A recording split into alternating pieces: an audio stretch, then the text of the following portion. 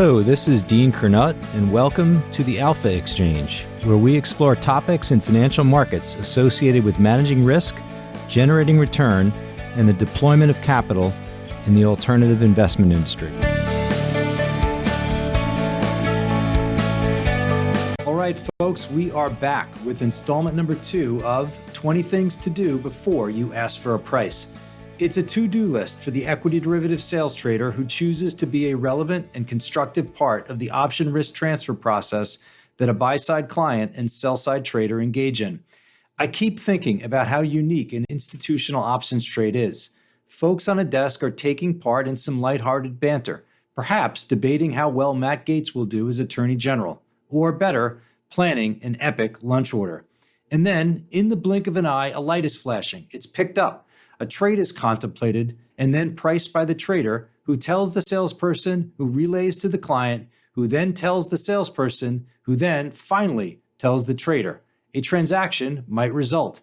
What was nothing moments earlier can become a very large trade in just seconds. Small trades, like buying a pack of gum, can be consummated quickly. Large trades, like buying a house, typically take a while. But large trades that are born in a moment's notice, that's a unique thing. The sell-side trading desk earns the commission, and it trades on the right side of the bid offer, or at least in theory. But it is vastly short information asymmetry. That call is coming in for a reason. The client has thought carefully about the risk and opportunity embedded in the trade he or she wants a price on. That's why 20 Things is important. It's a risk management exercise that the sales trader ought to do on his or her trader's behalf. As I said last time, commissions are nice, but not at the expense of heavy trading losses. Let's quickly run through things 1 to 5. Know the client, know the risk environment, know the trade motivation, know something about the stock, and lastly, buy yourself some time. On this concept, we can substitute the word time for optionality. Time is money, as they say. Giving you and your trader just an extra few seconds to evaluate the trade makes a small contribution to reducing the inherent asymmetry of information. Things 1 to 5 are really about having a good grasp of context, about the client, about risk, about the trade, and about the underlying in question. All well before you even dare ask your trader for a price. Like most things in life, context is cumulative.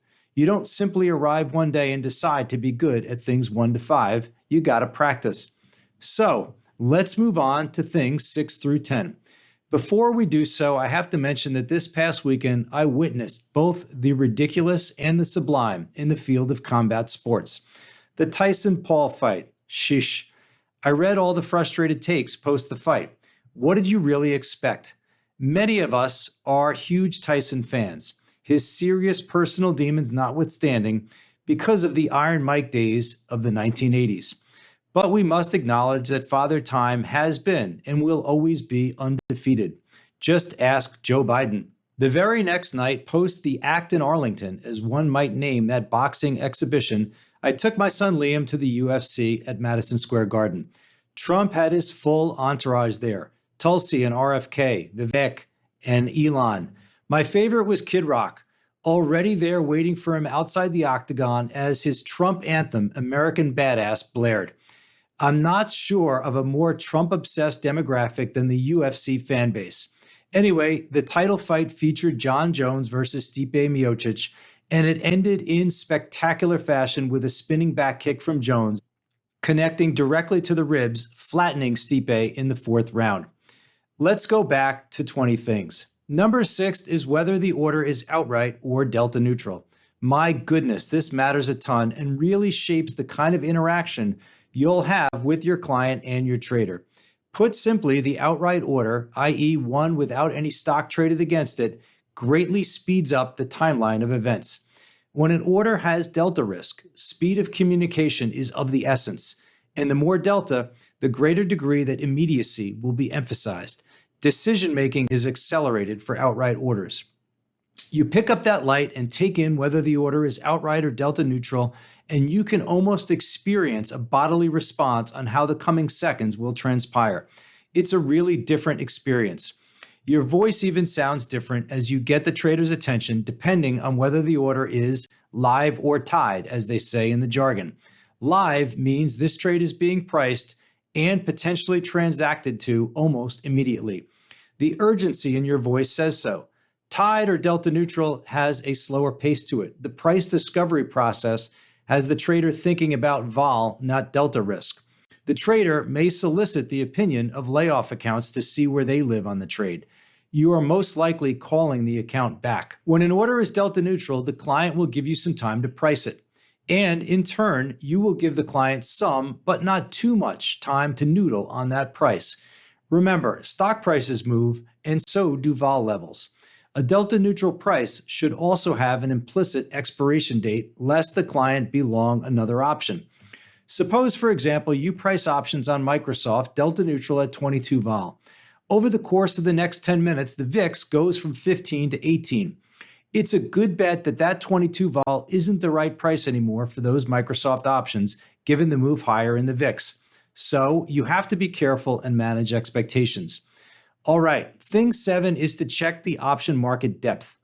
I'm a Bloomberg lifer. It's my adult version of Minecraft. So I'm using the OMON, O-M-O-N page to see the vast array of put and call prices for an underlying buy strike and expiration.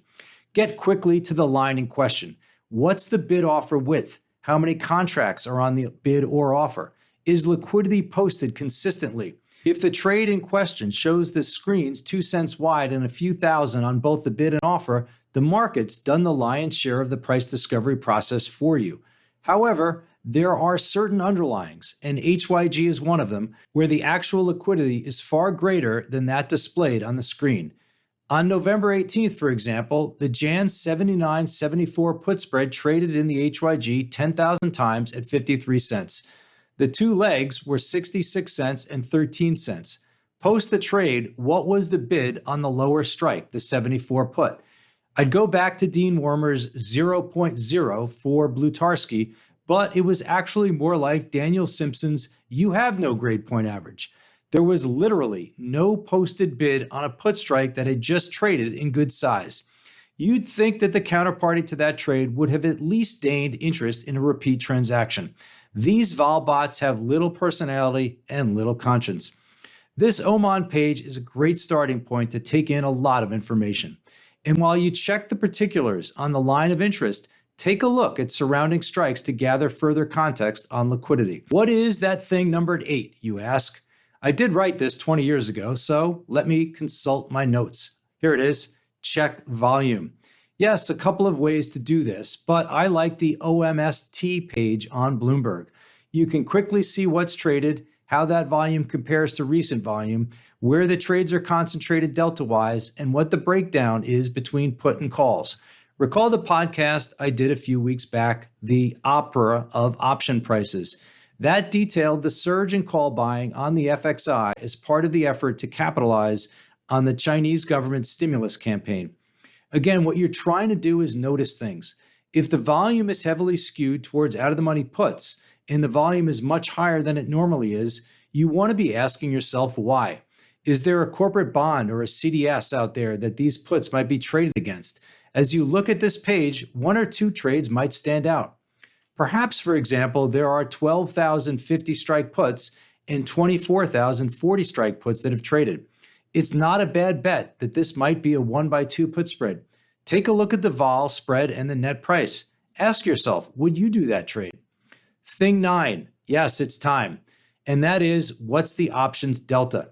Delta should be thought of in the context of delta per option times how many options. That is, the number of shares that are at risk in the contemplated trade.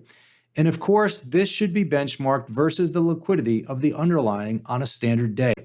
As I said earlier, the outright versus delta neutral order are different beasts with different paces to them. The outright order makes your vol geek of a trader into a cash equity block trader, whether he or she has willingly chosen that line of work or not. One might say that your trader can't get the vol right if he can't get the delta hedge on at the right price. Let's talk about delta risk. I want to explore this by bringing in an exercise I used to do in presenting to analyst training classes. we'd simulate an ETF trade, which we can think about as an option trade where the delta is 100, i.e. a put-call combo. Client light fires up. Q's 500 is all you hear. You instantaneously run through your checklist on the client, risk, the trade. On the buy yourself some time idea, that's not really applicable in this context. Everyone knows the triple Q. You don't want to be repeating what this vehicle does back to your client. Now, because we are in a very, very competitive business, a rapid speed of response is expected. You get a price and relay it in a second. Remember, this is a 100 delta and the client called you, not the other way around. It's feasible that your team is short some information asymmetry here. And when you are short that, then reducing the optionality that originates from time is critical. That is, when you relay your trader's price back to the client, you, in turn, should expect a nearly instantaneous response. So, in simulating to the incoming analyst class how things can break down in an ETF trade requiring capital, the client takes in the price and simply says nothing. Tick, tick. Even an extra second can be of value if the market is fast moving. The client is long the option to trade or not to trade. Waiting a second or two might push that option in the money. In a sub 15 VIX environment, it might not really matter. But it's clearly not a sustainable business practice to be granting optionality for free, especially on a consistent basis. The correct response from the sales trader is something like out, updating. That is, we are refreshing the price at which we're ready to trade. The point is that you are your trader's line of defense on delta risk. If the trade's delta is a chunky percentage of a day's volume, articulating that should roll off your tongue and to the client. There's a price for everything, and winning the business is really competitive. And liquidity generally is not created out of thin air. All of these are true at once. Okay, our next thing to do is check earnings. That's thing number 10. The ERN function is a beauty on Bloomberg.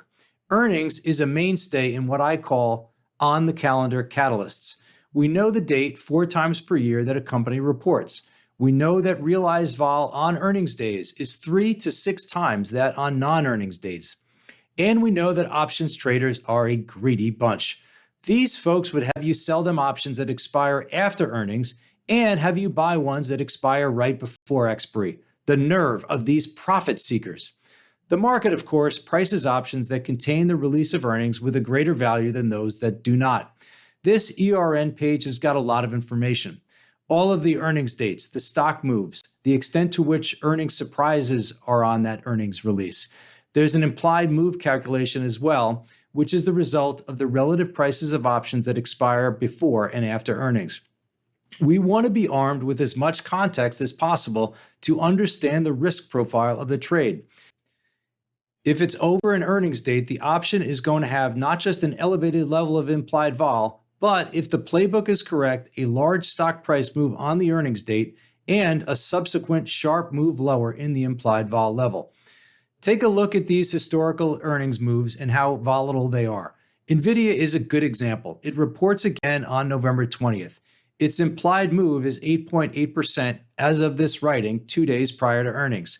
The average absolute price move on earnings days is 7.4%, but there have been some gigantic moves. A 24% surge on May 25th of 2023 as Q1 earnings were reported. A 16% spike post the Q1 2024 release. The largest company in the S&P has a 90% implied vol on options that expire 2 days post earnings. That's not the highest reading we've seen, but it does say that there is a lot of wealth at risk. Taking risk over earnings is a unique exposure for the trader. He or she could be stuffed with very overpriced vol or might wind up shorting something that experiences a giant move, leading to losses from gamma. The event-driven nature of earnings as well puts your side in the especially short asymmetry camp. Your client has studied this far more than you have and has initiated his friendly call to you based on that study. Our industry tends to categorize the vol traders as the quantity folks well-versed in Black-Scholes, probabilities, and such. The fundamental accounts are less about options math, but steeped in valuation metrics and industry dynamics of companies. I always thought that the best vol trader was a fundamental PM who had a strong grasp of how corporate fundamentals had implications for the distribution of stock prices and thus the price of options. I'm recalling one such trade in which a company reported awful earnings. The stock was cut in half, and a client came in to sell more than a generous handful of downside puts at vols well north of 100. It may have looked okay on an implied to realized basis, but it was not premium well spent for my team. It's difficult to monetize 100 vol, especially when a business gets near a valuation floor where it's so cheap it could just be taken private. Folks, we have completed fully one half of the 20 things to do before you ask for a price. There's plenty more on the way. To summarize things 6 to 10, note whether the option is delta neutral or outright, check option market depth, check volume, see the options delta, and lastly, check earnings. Before I let you go, I want to visit the business rationale for these 20 things.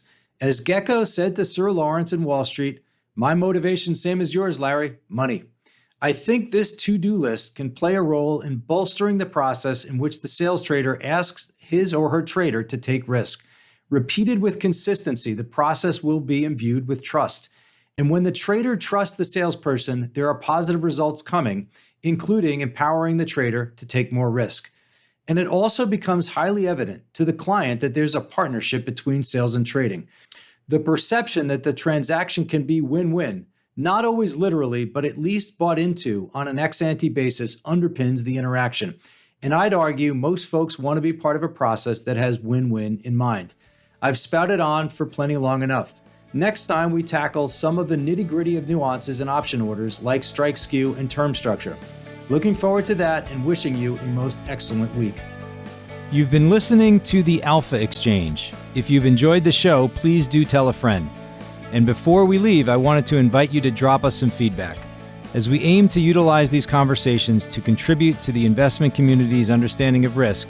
Your input is valuable and provides direction on where we should focus. Please email us at feedback@alphaexchangepodcast.com. Thanks again, and catch you next time.